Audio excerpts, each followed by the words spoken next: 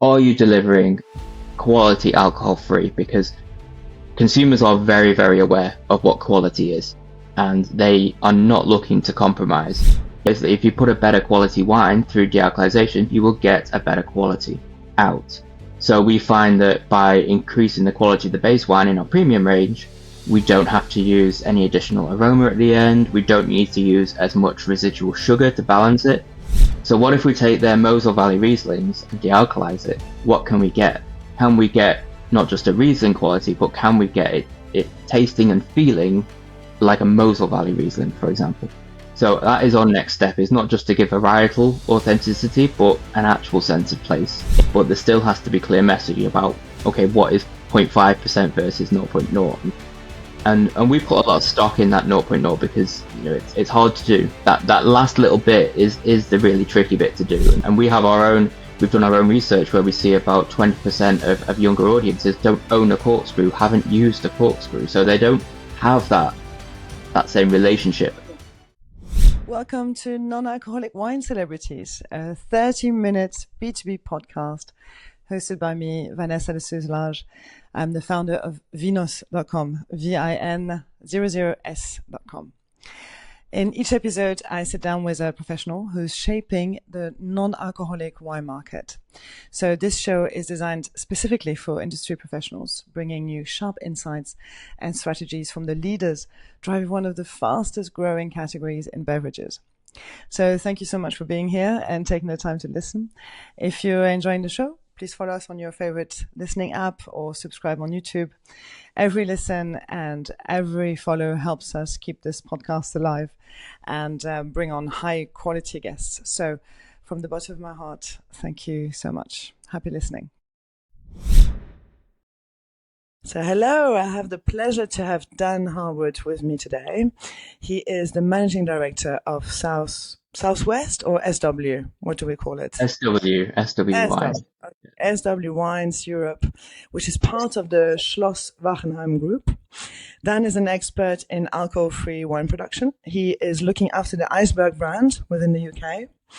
And Dan has 10 years experience leading, as well as extensive knowledge and experience of the wider wine market. Thanks so much for being here, Dan. My pleasure. Thank you. So let's launch ourselves straight into it. My first question is, Eisberg has been around for quite some time. In fact, since the mid-80s, which is way long before the current boom, right?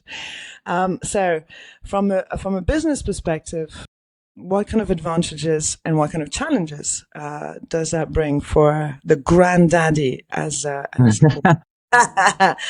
alcohol-free wine?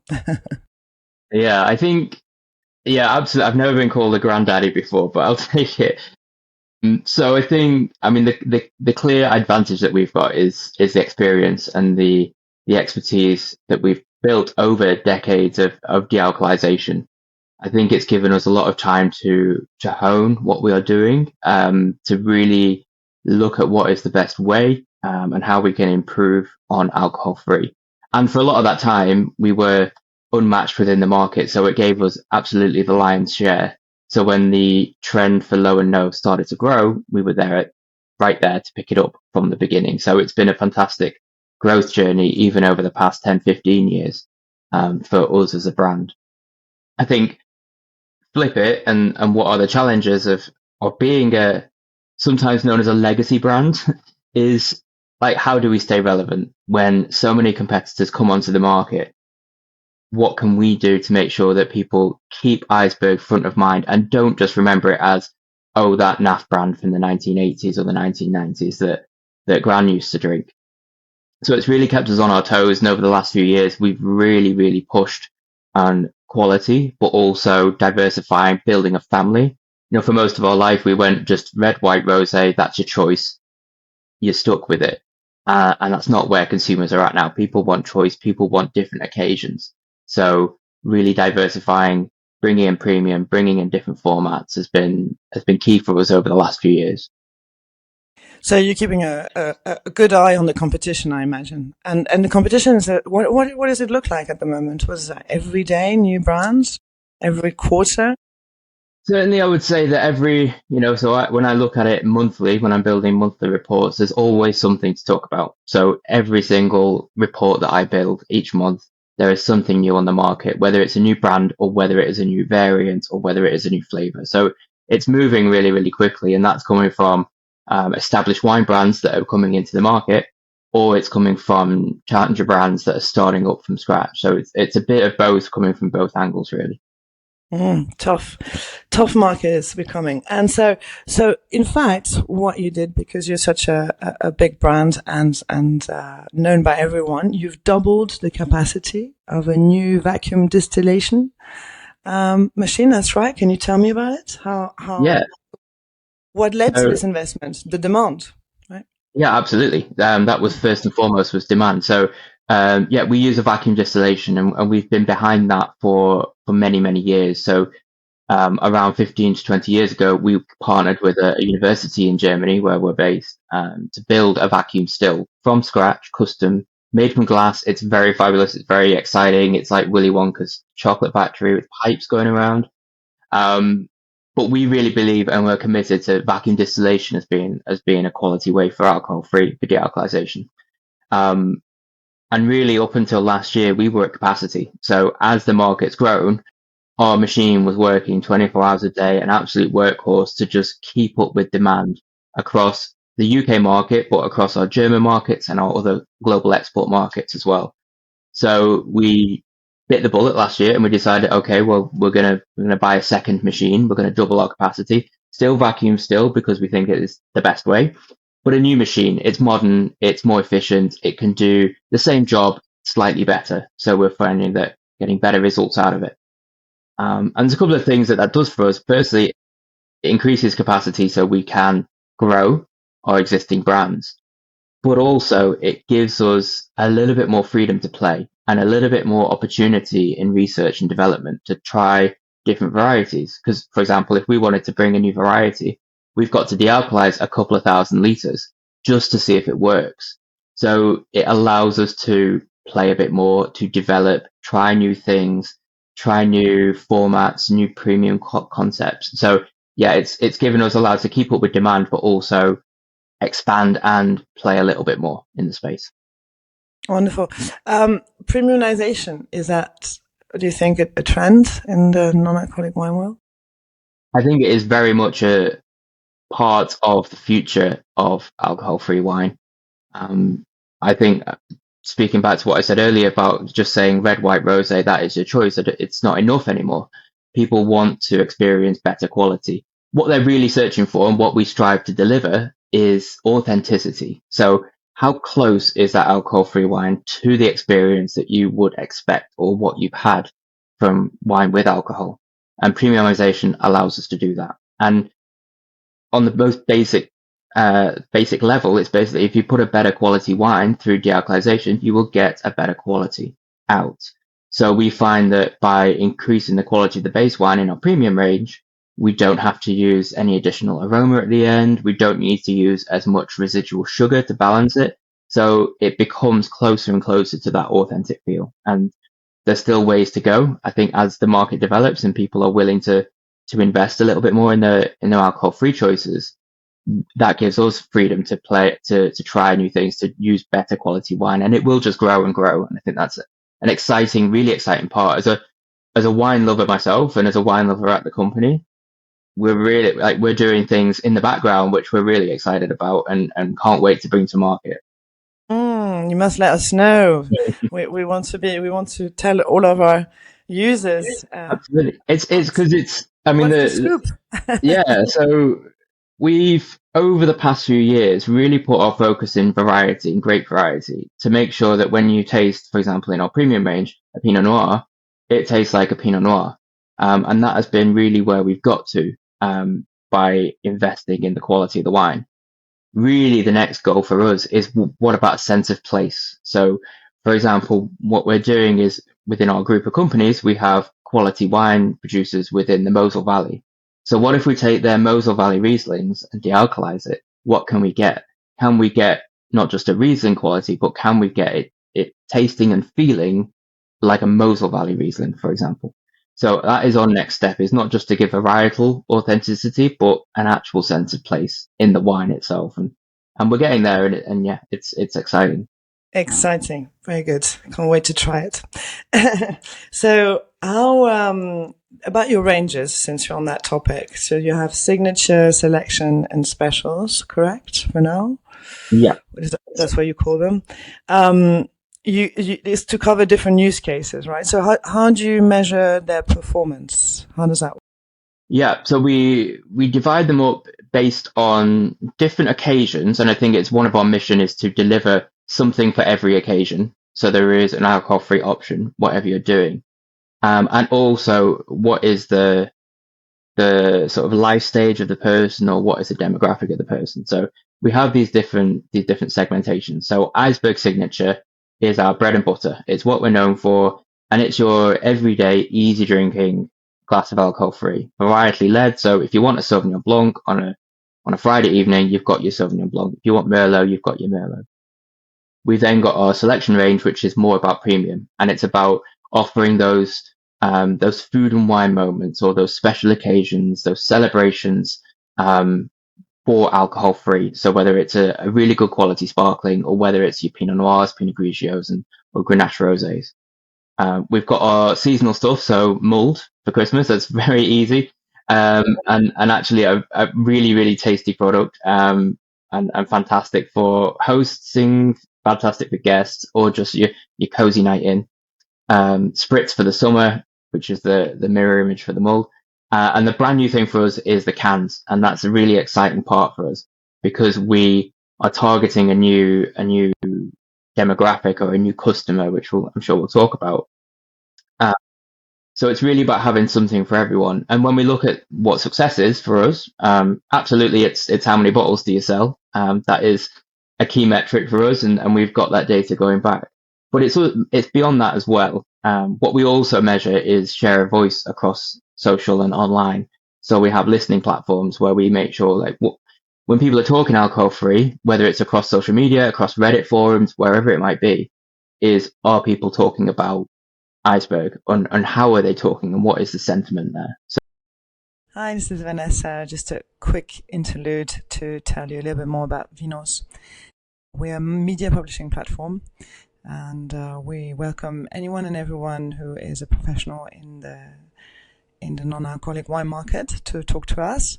If you wanted to be interviewed on this podcast, if you wanted to advertise on this podcast, or be in our newsletter, if your winery rank higher on our website, if you want to collaborate on our social media, there's plenty of opportunities to partner with us. And there's a media pack at the bottom of our website, to the very bottom to the left. Just click media pack, and get in touch with us. Or you can email us info@vinos.com. Vinos, that's written VIN00S.com, and we'll be happy to talk to you, even if you just want a general chat. Cheers. so we measure in a few different ways. So what people are saying about us, and versus competitors, and how many bottles we sell. It's not just always about volume; it's about engagement as well. So how big is the company? Can I ask? How Yeah, big? sure. So if we looked at in isolation for the UK market for Eisberg, we're around 2.3 million bottles a year. But that's part of a much bigger group. So if we took the whole group, we are more like 250 million bottles across Europe and globally. Turnover of about almost 500 million each year. If we talk into context, our alcohol free on our sparkling wine production, we are one of the biggest within Europe. Iceberg is just, I was going to say tip of the iceberg, but that's a bit cliche. Yeah, there's a lot more behind of what we do. Yeah. Okay, so the latest data that I found out through the Provine webinar that you were on, in fact, is that we say that about 80% of non-alcoholic wine buyers are wine drinkers, but that there's a new target group. That target group is basically people who are drinking Fanta up until now, who don't drink wine, and they're seeking a sophisticated alternative to soft drinks. How do you market to them? To people who never drank Yeah, it's a really good question, and our core demographic is still that wine lover, but there is a large untapped part of it, and where you might think, oh, they're not drinking, therefore perfect, they need alcohol-free wine. Is like you say, they're not used to that wine occasion, and we've done our own research where we see about 20% of younger audiences don't own a corkscrew, haven't used a corkscrew, so they don't have that same relationship. They're not used to having a glass of wine, having a bottle, tasting it. They don't need that side of it. So what we've done with our canned range is really target a younger demographic that is not as familiar or doesn't need that wine occasion. So putting it in a can immediately takes that away. We call it Be Free by Eisberg because it's freedom of alcohol, freedom of alcohol free, but also free of the wine glass, free of the wine bottle, free of that moment. You can take it anywhere, you can enjoy it anywhere. With a really eye-catching artist-designed can, really to deliver first and foremost a good quality alcohol-free drink to a new audience.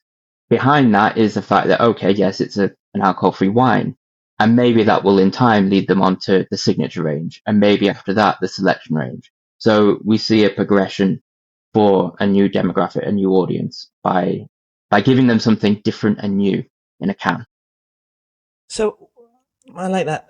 Where do you distribute this? In which countries? In the UK as well? Or it's already. Yeah, 'Cause I haven't tried it yet. I haven't no, seen it's it. literally brand new. So we did Okay. our launch event last just a couple of weeks ago in Cromer Okay. on the coast. So the artist who designed it is from Cromer, which is this lovely, gorgeous beachside town in Norfolk. So we went down there, we did the launch event there, we did some surfing, we had some people just enjoying it, flying kites, all these kind of ideas about what is bee free and what is excitement. So the initial distribution is online through retailers like Amazon, and then hopefully into beginning next year for next summer, we'll see a wider retail distribution. And the US is like big on the cards for that. Yeah, so what we have in the US market is a private label partner, and they've actually just launched at the same time as cans. They've invested in a canned option in their private labels as well. So we are seeing that growth on the US market for premiumization and new varietals like Pinot Noir, but again, canned format as well. So it's mirroring what we're doing in the UK. Very cool. Um, there was another interesting conversation on this webinar, which was the term non-alcoholic wine is getting really boring. Well, nobody likes it. Is it going to get replaced with a new designation? And what do you think we should push for? So if we looked at what the UK are doing and the consultations that are ongoing, and they have been ongoing for several years, and changing governments doesn't help speed things along anymore. But what we do find is, okay, it's maybe a little confusing for people when they look at different designations, whether it's alcohol free, dealcoholized, 0.5%, 0.0%, like what is the message for people? We appreciate that it is quite tricky, and what we've done over time is really focus on the 0.0% or having that 0% marker on the label, because for us that's a clear message about what the product is that you've got versus low alcohol, non-alcoholic, alcohol free, de-alcoholized. So I think what we hope to see is a little bit more streamline in messaging across brands, and I think if we offer alcohol free to a wider threshold, if you like, up to 0.5%, that is an opportunity, but there still has to be clear messaging about, okay, what is 0.5% versus 0.0. And we put a lot of stock in that 0.0 because, it's hard to do. That last little bit is the really tricky bit to do. And I think that's important for us, to remain consistent in our messaging. So, yeah. So, if you were advising, given that there's so many new wine producers or wine brands coming on the market, if you were to advise them, what would be the single most important thing they should focus on to succeed? I think it's something I said before as well. It's authenticity. I think that's really, really important. And the way the market is, it's vital that the market is not flooded by opportunistic brands or opportunistic extensions from existing brands. I think it's about coming at it from the right place. So, are you delivering quality alcohol free? Because consumers are very, very aware of what quality is, and they are not looking to compromise in ways that they might have done with their alcohol free choices even 5 or longer years ago. So it's about making sure that you're delivering quality and delivering it to the right audience. So have you done that research? Do you know who you're speaking to? Do you know who you're targeting? Are you communicating it in the way that people want to be communicated to? Through quality, through clear messaging, through varieties that they love for the occasions that they want them. And I think that's really important that as the work that we've done is making sure, are we delivering something that are we meeting consumers where they are? Are we giving them the product that they are looking for? And I think we've done a lot of work over the last few years to build this family of products, and I would give that to new brands and new brand extensions as well. The second thing I would probably add to that is try to look in the mid to long term, because I think we do have a long term approach about where the market is going, and we're not looking just to drive sales next year versus this year. That's obviously on the agenda, but it is not the be all and end all of what our brand speaks to. We've been going a long time, and we will hope to continue for a long time as well. And so yeah, I would say look ahead and be in it for the long term.